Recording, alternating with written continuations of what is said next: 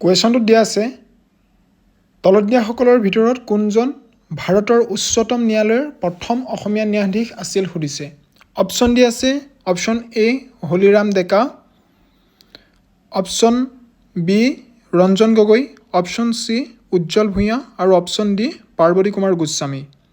ইয়াৰে ভিতৰত correct answer হ'ব অপশ্যন ডি টু, ন্যায়াধীশ পাৰ্বতী কুমাৰ গোস্বামী প্ৰথম অসমীয়া ন্যায়াধীশ আছিল। নেক্সট কুৱেশ্যনটোত দিয়া আছে অসমত কিমানবাৰ সংবিধানৰ বিধান অনুসৰি ৰাষ্ট্ৰপতিৰ শাসন বা জৰুৰীকালীন অৱস্থা ঘোষণা কৰা হৈছিল। অপশ্যন দিয়া আছে 1, 2, 3 আৰু 4। ইয়াৰে ভিতৰত কাৰেক্ট এনচাৰ হ'ব option D two, 4 is the correct answer.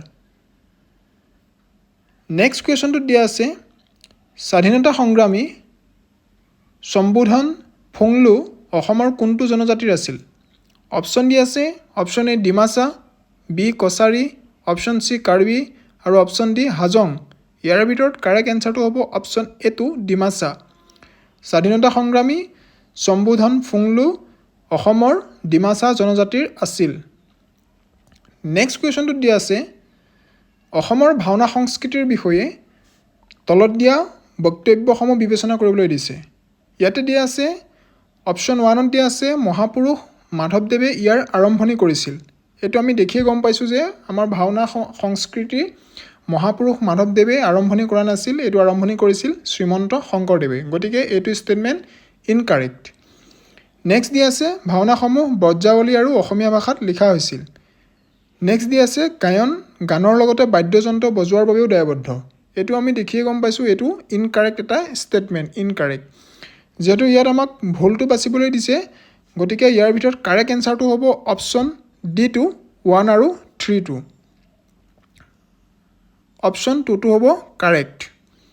Next কুৱেশ্যনটোত দিয়া আছে তলৰ কোনটো অসমৰ প্ৰজেক্ট এলিফেণ্টৰ অধীনত নিৰ্ধাৰিত হাতী সংৰক্ষিত বনাঞ্চল নহয় সুধিছে। অপশ্যনত দিয়া আছে Chirang Ripu, option B Nameri, option C Dihing Patkai আৰু অপশ্যন ডি কাজিৰঙা কাৰ্বি আংলং। ইয়াৰ ভিতৰত কাৰেক্ট এনচাৰ হ'ব option B two Nameri. Nameri project এলিফেণ্টৰ অধীনত নিৰ্ধাৰিত সংৰক্ষিত বনাঞ্চল নহয়। নেক্সট কুৱেশ্যনত দিয়া আছে কুৱেশ্যন 14, ভাৰতত অৰণ্যৰ অৱস্থাৰ ওপৰত প্ৰতিবেদন 2021 অনুসৰি ভাৰতৰ উত্তৰ পূৰ্বাঞ্চলত কিমান শতাংশ বনাঞ্চল আছে। ইয়াৰ ভিতৰত কাৰেক্ট এনচাৰটো হ'ব অপশ্যন বি টু, 64.66%।